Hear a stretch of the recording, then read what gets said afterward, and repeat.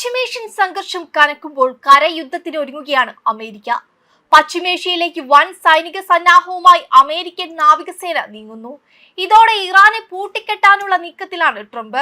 2000-ലധികം marine സൈനികരെ വഹിച്ചുകൊണ്ടുള്ള USS ട്രിപ്പോളി എന്ന അത്യാധുനിക യുദ്ധക്കപ്പൽ മേഖലയിലേക്ക് നീങ്ങുന്നതായാണ് റിപ്പോർട്ടുകൾ. ഹോർമൂസ് കടലിടുക്കിന് സമീപം ഇറാനുമായി ബന്ധപ്പെട്ട ആക്രമണങ്ങൾ വർദ്ധിച്ച സാഹചര്യത്തിലാണ് ഈ നീക്കം. ജപ്പാനിലെ ഒക്കിനാവ ആസ്ഥാനമായുള്ള 31ാമത് മിസൈൽ എക്സ്പെഡിഷണറി യൂണിറ്റിലെ ഏകദേശം 2200 സൈനികരാണ് ഈ കപ്പലിലുള്ളത്. കരയിൽ നിന്നും കടലിൽ നിന്നും ആകാശത്തു നിന്നും ഒരേപോലെ ആക്രമണം നടത്താൻ ശേഷിയുള്ള യൂണിറ്റുകളാണ് ട്രിപ്പോളിക്കൊപ്പമുള്ളത്. പെന്റഗൺ പുറത്തുവിട്ട വിവരം അനുസരിച്ച് ട്രിപ്പോളിക്കൊപ്പം മറ്റ് 2 അകമ്പടി കപ്പലുകളും സംഘത്തിലുണ്ട്. അമേരിക്ക ക്ലാസ് വിഭാഗത്തിൽപ്പെട്ട ആംഫിബിയസ് ആക്രമണ കപ്പലാണ് USS ട്രിപ്പോളി.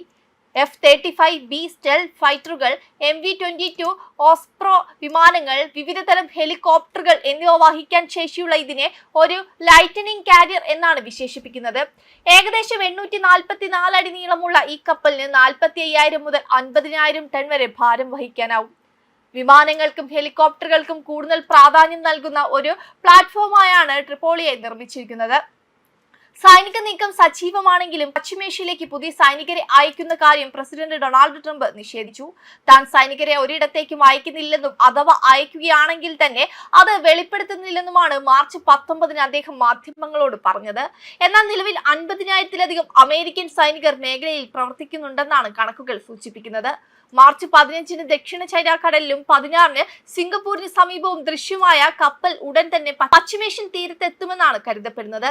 ഈ സംഘർഷം ഇന്ത്യ ഉൾപ്പെടെയുള്ള രാജ്യങ്ങൾ സസൂക്ഷ്മം നിരീക്ഷിച്ചു വരികയാണ്.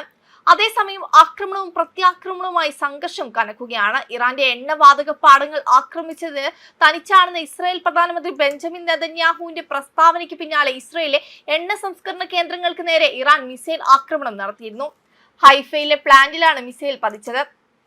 ഇസ്രായേലിലെ ഗാർഹിക ഇന്ധന വിതരണത്തിന്റെ 50% ഇവിടെ നിന്നാണ് നൽകി വരുന്നത്. ആക്രമണത്തിൽ ആളപായമൊന്നുമില്ലെന്നും നാശനഷ്ടങ്ങൾ ഉണ്ടായിട്ടുണ്ടെന്നും ഇസ്രായേൽ സൈന്യം അറിയിച്ചു. ഹൈഫയിലെ എണ്ണ സംസ്കരണ കേന്ദ്രങ്ങളിൽ ഇനിയും ആക്രമണം നടത്തുമെന്നും സൈനിക കേന്ദ്രങ്ങൾക്കെതിരെയെന്നത് പോലെ ആക്രമണം തുടരുമെന്നും കൃത്യതയാർന്ന മിസൈലുകളാണ് ഹൈഫയിലെ ആക്രമണത്തിന് ഉപയോഗിച്ചതെന്നും ഇറാൻ റവല്യൂഷണറി ഗാർഡ് പ്രസ്താവനയിൽ അവകാശപ്പെട്ടു. ഹൈഫയിൽ ഒരു മിസൈൽ പ്രതിരോധിക്കാൻ കഴിഞ്ഞതായി ഇസ്രായേൽ സൈന്യം അറിയിച്ചു. ആക്രമണത്തിൽ 45 മിനിറ്റ് നേരം വൈദ്യുതി തടസ്സമുണ്ടായെന്നും ഇത് പിന്നീട് പുനഃസ്ഥാപിച്ചുവെന്നും ഇസ്രായേൽ ഇലക്ട്രിക് കോർ അറിയിച്ചു. കഴിഞ്ഞ ജൂണിൽ ഹൈഫയിലെ റിഫൈനറിക്ക് നേരെ ഇറാൻ നടത്തിയ മിസൈൽ ആക്രമണത്തിൽ 3 പേർ കൊല്ലപ്പെട്ടിരുന്നു. റിഫൈനറിയുടെ പ്രവർത്തനങ്ങൾ നിർത്തിവെക്കേണ്ടി വന്നിരുന്നു. ഇന്നലെയാണ് ഇറാന്റെ ജീവനാഡിയായ സൗത്ത് പാൾസിൽ ആക്രമണം ഉണ്ടായത്. ഇറാനിലെ ഗാർഹിക ഉപഭോഗത്തിന്റെ 70% സൗത്ത് പാൾസിലെ വാതകപ്പാടത്ത് നിന്നാണെന്ന് ഇരിക്കെയാണ് രൂക്ഷമായ ആക്രമണം ഉണ്ടായത്. ആക്രമണത്തിൽ അമേരിക്കയ്ക്ക് പങ്കുണ്ടെന്നായിരുന്നു ട്രംപിന്റെ അവകാശവാദം. പിന്നാലെ ഖത്തറിലെ റാസ് ലഫാൻ ഇറാൻ ആക്രമിച്ചു. നികത്താനാവാത്ത നാശനഷ്ടമാണ് റാസ് ലഫാനിൽ ഉണ്ടായതെന്നാണ് ഖത്തർ വെളിപ്പെടുത്തിയിരിക്കുന്നത്. വെബ് ഡെസ്ക് കർമ്മ ന്യൂസ്.